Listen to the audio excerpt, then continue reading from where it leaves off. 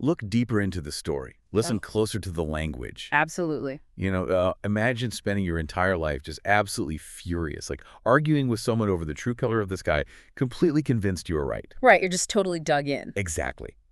Only to suddenly realize you've been wearing, like, deeply tinted glasses the entire time. Oh, wow. That feeling of sudden, disorienting clarity is exactly what we're chasing today. So, welcome to this deep dive, which is episode 2 of a special series we are calling The Mind Outpost. It's a fun one. It really is. We are pointing our compass toward ancient China, specifically diving into the really mind-bending wisdom of the philosopher Zhuangzi and a foundational text known as Qi Wu Lun, or the equality of things. And, the overarching goal for you listening right now is actually incredibly practical. Yeah. We're looking at a stack of academic analyses, literary reviews, and philosophical lectures on Zhuangzi to unlock what is essentially a mental cheat code for a freer life. A mental cheat code. I love that. Yeah. Right. I mean, if you have ever felt completely overwhelmed by the constant pressure to be, quote unquote, right or to be successful. Oh, totally. Or if you've just felt trapped by the exhausting, endless arguments of daily life, well, Zhuangzi offers a radical way out. We are exploring how to break out of the mental traps of binary thinking and basically view your daily reality through an entirely new, boundless lens. I think to even begin talking about a free mind, though, we really have to recognize the invisible cage that currently holds us captive, right? I do, yeah. Because it's hard to escape a prison if you don't even realize you're living inside one. Yeah.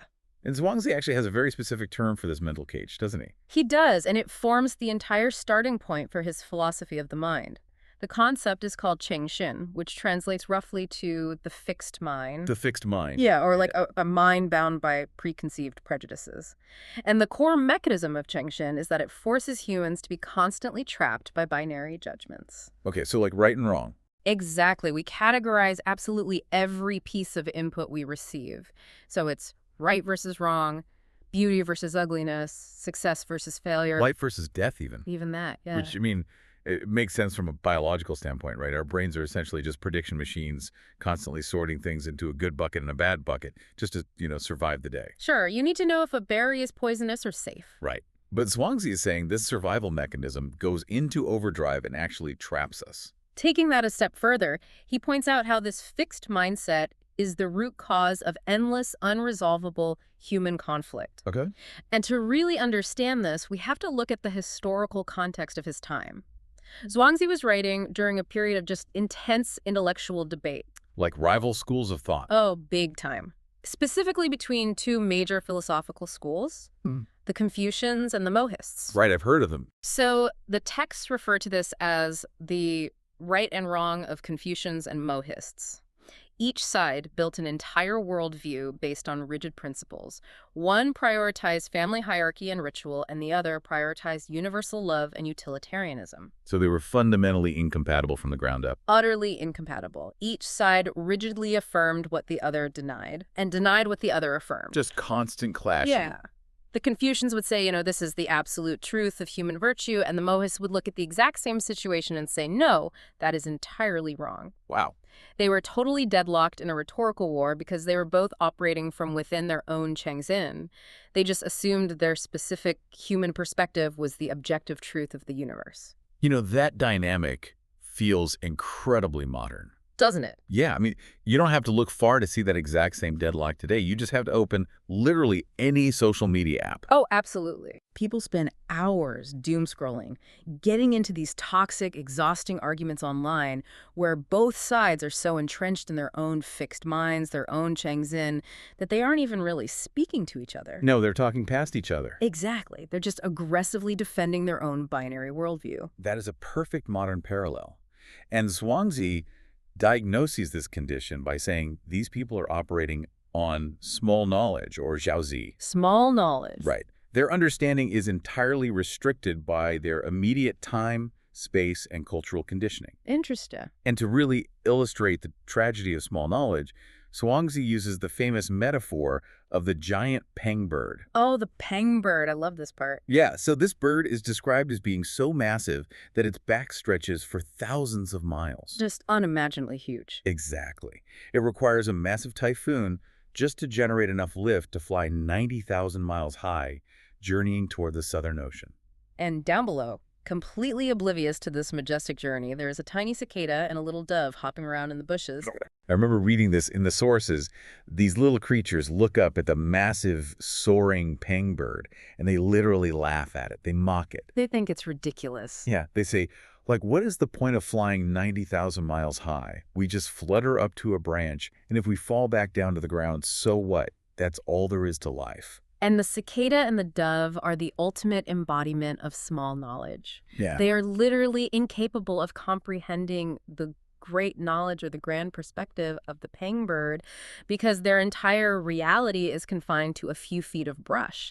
Their fixed mind prevents them from even conceptualizing the vastness of the sky. So having a Cheng Xin is like walking around wearing red-tinted glasses while the person you're arguing with is wearing blue-tinted glasses. Yes. And you were both standing there just shouting at each other about the true color of the world when you were both just staring at your own lenses. Exactly. You firmly believe you are analyzing reality, but you are actually just experiencing the filter of your own prejudices. That analogy hits the nail on the head. You're arguing over the tint, completely blind to the fact that you were both just looking at the same light. I do have to push back here, though. Sure. Because looking at this, practically, aren't binaries like right and wrong or good and bad completely necessary for a functioning world? How do you mean? Well, if we drop those labels and just say, everything is tinted glasses, doesn't society just collapse into chaos? If we can't label an action as wrong, we lose the basis for laws, ethics, basic human protection. Right. It's a crucial distinction to make. Zhuangzi is not advocating for malicious chaos or like a moral relativism that permits harm or breakdown of basic human decency. Okay. His critique is specifically aimed at the rigidity of our obsession with these binaries and how that rigidity destroys our internal peace. The rigidity. Exactly. The texts highlight a powerful phrase where Zhuangzi describes people living this way as those who exhaust their spirit their whole lives without seeing any success. They wear themselves out. They do. They run endlessly on a treadmill of relative values, always trying to be slightly more successful, slightly more beautiful than the next person. Constantly comparing. Yeah. They spend their entire lives anxiously defending their little bush, just like the cicada, terrified that someone else might take it, and never realizing there's a whole sky above them. Wow. Getting trapped in these relative values is, to Zhuangzi, the greatest tragedy of human life because it actively cuts us off from a broader understanding of reality. Okay, that makes sense. The issue isn't that having preferences is evil. It's that becoming militantly attached to those preferences creates a psychological prison. Precisely. So if the fixed mind, if the disease causing all this anxiety and pointless debate, how do we actually cure it? How do we take the tinted glasses off? This brings us to the core philosophy of the Qiwu Lun. The antidote is shifting your perspective to the absolute highest vantage point, something Zhuangzi calls Qiwu, which means the equality of things. Equality of things. Right. And the underlying principle of Dao Tong Wei Yi, which means the way unifies all. The way, or the Tao, meaning the natural, undivided, foundational flow of the entire universe. Correct. When you look at the universe from the perspective of the Tao, everything is deeply and fundamentally interconnected. Okay. The boundaries we so fiercely defend between this and that, or beautiful and ugly, useful and useless, these are entirely human constructs. They're just labels. Exactly. They are temporary labels we invent for convenience, not absolute eternal truths of the universe. To visualize this, the philosophical lectures introduce this vivid imagery of the pivot of the Tao. Yes, the pivot. The idea is that when you are trapped in an argument, rigidly holding onto a binary, you are stuck on the outer edge of a rapidly spinning circle. You are dizzy, you are fighting the momentum, you're just being thrown around. Hanging on for dear life. Right.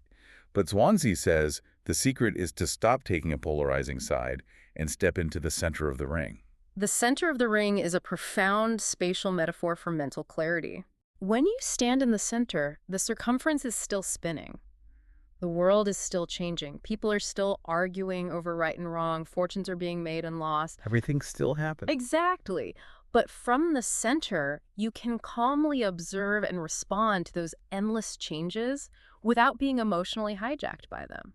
You aren't being thrown around by the centrifugal force of the debate. It's just like standing in the eye of a hurricane. Oh, that's a great way to put it. Like the chaos of right and wrong is violently spinning all around you. It's tearing trees out of the ground, ripping roofs off houses. But by finding the pivot of the Tao, you're standing in that calm, dead center, completely untouched by the storm. You're safe. Yeah, you see the destruction, you acknowledge the storm is happening, but you are not swept away in the winds of other people's fixed minds.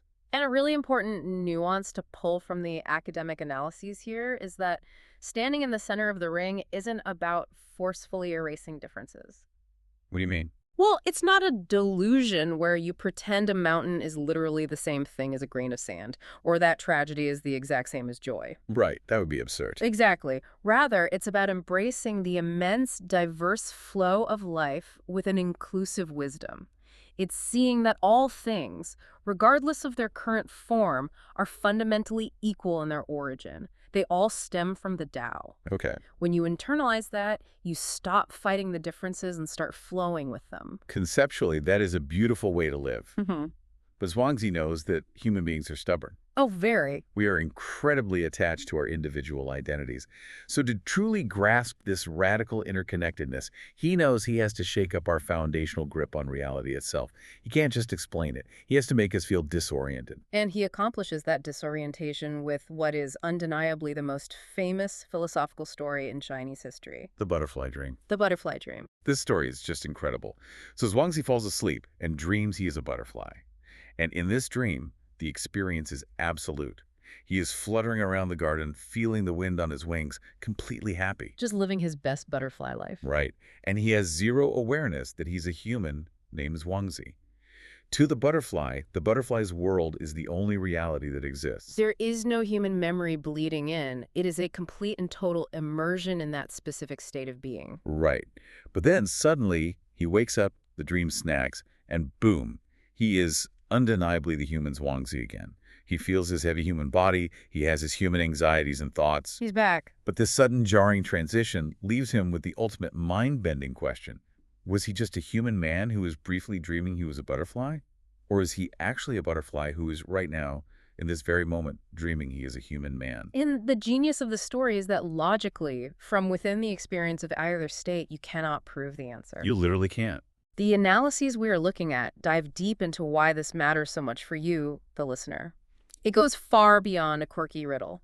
It is a profound exploration of the boundary between reality and dreams. It effectively dissolves the absolute separation between subject and object, between me and the world. Instead of using the cliche idea of, being trapped in a computer simulation, a better way to think about this might be the experience of sitting in a dark movie theater. Oh, I like that. When the movie is incredible, you completely forget you're sitting in a chair holding popcorn. You are the main character. You feel their terror, their joy. For those 2 hours, that world is absolute reality. You're completely lost in it. And then the lights abruptly come up, and you remember who you actually are. Zhuangzi is asking, what if our entire human life is just the movie, and eventually the lights are going to come up? That captures the disorientation perfectly. And Zhuangzi applies this dissolution of boundaries to the most terrifying binary of all, life and death. Oh, wow. Okay. Yeah, the texts introduce a key concept here called the transformation of things, or wuhua. The underlying idea is that transitioning from one state to another, like waking up from a dream or transitioning from life to death, is just a natural part of the endless churning flow of the Tao. So the transition isn't an ending. It's just a change in form. Exactly. We are terrified of death because of our Chengxin, our deeply fixed prejudice that tells us my current human life is objectively good and losing it is objectively bad. Right. But Zhuangzi suggests that perhaps the dead look back at the living and wonder why we were so desperately clinging to this particular temporary dream. That is wild. It's the ultimate leveling of the playing field. Death is just the next transformation, no more inherently frightening than going to sleep and having a new dream. That is a staggering shift in perspective. Yeah. But I want to ground this in the reality of the listener. Because how does realizing that our reality might just be a butterfly's dream actually help someone when they're facing like a brutal performance review at work or dealing with a messy breakup? It could almost sound dismissive of real-world pain to just say, don't worry, It's all a dream. Yeah, that's a really fair point. The psychological relief here isn't about apathy. It's about lowering the stakes. Lowering the stakes. Right. When you truly internalize the transformation of things, you realize that the things you are so desperately attached to, your job title, your social status, your bank account, even your specific personal grievances, they're all temporary and fluid. They aren't permanent. Exactly. You stop tying your entire self-worth to a performance review because you realize that employee at this company is just a temporary role you are playing. You are a temporary expression of the Tao. Yes. You are currently playing the role of a human dealing with a spreadsheet, just as you might temporarily play the role of a butterfly fluttering over a flower. That really changes how you look at a spreadsheet. It really does. Internalizing this creates an immense sense of mental spaciousness.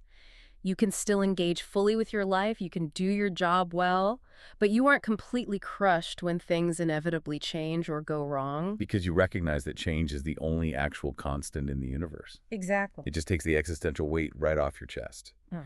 But, recognizing that intellectually is one thing. Actually training our brains, which are hardwired to react, judge, and stress, to live in that state of calm freedom every day is an entirely different challenge. It's the ultimate challenge. Does Zhuangzi actually provide a method to achieve this, or is it just a theory? No, he provides a very clear, practical roadmap for self-cultivation. He doesn't just leave us with poetry. He details methods to untangle the mind from its binaries. Okay, what are they? Two of the most prominent methods discussed in the texts are fasting of the heart, known as Shinsai, and sitting and forgetting, known as Zhuang. Sitting and forgetting. That sounds like what happens when I try to meditate and just end up making a grocery list in my head. Right. We've all been there. How does Zhuangzi actually define it? The text describes Zhuang as a deliberate process of dropping reliance on your physical limbs and your sensory intellect. Dropping reliance. Yeah. The literal phrasing involves casting off your physical form and discarding your cleverness. The goal is to stop actively trying to analyze, categorize, and control every piece of sensory data you receive, allowing yourself to merge with the great universal flow, or datong. So you are stepping out of the analytical brain and into pure presence. Yes, and to describe the mental state you achieve through this practice, Zhuangzi uses some very intense, almost jarring metaphors. He says you must make your mind like dead ashes and allow an empty room to generate white light. I have to pause there because dead ashes sounds incredibly bleak. It does sound a bit dark. Yeah. If I'm trying to achieve mental freedom, I want to be the soaring pengbird or the carefree butterfly. I don't want my mind to be a pile of gray zombie dust. That sounds like clinical depression, not enlightenment. I get that it is a stark image, but the academic analyses are very careful to clarify this point. Dead ashes absolutely does not mean being brain dead, apathetic, or devoid of life. It's not about emotional numbness. Okay, then what is it? What is burning away in this metaphor are the turbulent, ego-driven anxieties. You are burning away the Chengjin, that fixed mind full of prejudices we talked about earlier. Oh, I see. So the fire that goes out is the exhausting desire to control everything. Exactly. You are extinguishing the need to judge everyone, to win every argument, to constantly defend your ego. The ashes represent a mind that has finally cooled down. Wow. The raging fire of petty, stressful human drama has burned itself out, leaving absolute tranquility. Ah, okay, that's beautiful. The ashes are the peace that remains after the storm of anxiety has passed, which leads beautifully into the second metaphor, letting an empty room generate white light. Yes. When my mind is cluttered with endless judgments and desires and binary thinking, it's like a room stuffed floor to ceiling with junk. There's literally no space for light to enter. That's exactly it. Like practicing the fasting of the heart, you empty the room, you carry out the junk, you return to a state of pure, quiet clarity. Just making space. And it is only in that profound emptiness that true spiritual light and boundless freedom can finally enter. You have to clear out the mental clutter to actually see the world as it is. And this clearing out is the prerequisite for achieving the ultimate Taoist state of non-action, or Wu Wei. Which, importantly, doesn't mean sitting on the couch doing nothing. It means acting without friction. Exactly. It means frictionless, perfectly aligned action. Because your mind is empty of prejudice and ego, because it is an empty room, you are no longer forcing your personal will onto the world. You aren't fighting it. You aren't swimming against the current. Instead, you can respond perfectly and naturally to whatever the situation demands. You become like a mirror, perfectly reflecting whatever is placed in front of it without trying to grab onto the image or push it away. A mirror. Right. You stand in the center of the ring, letting the world spin around you, acting precisely when needed, and effortlessly returning to stillness. That is an incredible place to arrive at. Looking back at the ground we've covered today, it really feels like an epic journey of the mind. It really does. We started by recognizing the invisible cage, the Chengzhen, our fixed mind. We saw how we spend our lives fighting over our tiny bushes of right and wrong, like the cicada and the dove, completely missing the vastness of the sky. And we examined how those relentless binary judgments they exhaust our spirit, and how the cure is finding the pivot of the Tao, stepping out of the storm and into the center of the ring, where all things are fundamentally equal. We blurred the rigid boundaries of our reality with the butterfly dream, learning to see everything, even life and death, success and failure, as just natural transformations, just changing scenes in the grand flow of the universe. Beautifully said. And finally, we explored how to practically live this way by fasting our hearts, burning away the ego until it's just quiet ashes, and emptying the mental room so the light of true freedom can shine in. It is a complete paradigm shift. It takes the agonizing heavy weight of the world off your shoulders by showing you that you were the one choosing to carry it all along. It really does. But before we wrap up this deep dive into Zhuangzi's world, we want to leave you with one final, lingering thought to mull over, drawing straight from the radical spirit of these sources. If we can truly learn to step outside of our rigid categories, if we can view our lives as an ever-transforming dream, what core part of your own identity would you suddenly realize is just a heavy illusion? That's a huge question. Think about a job title you cling to for self-worth, an old, bitter grudge you're still nursing, or a deep fear of what people think of you. If you could see those things from the perspective of the Tao, you would see you are just choosing to carry them. If you wake up tomorrow as the butterfly, what do you leave behind? Language shapes our thinking. Keep thinking. And I'll see you in the next episode.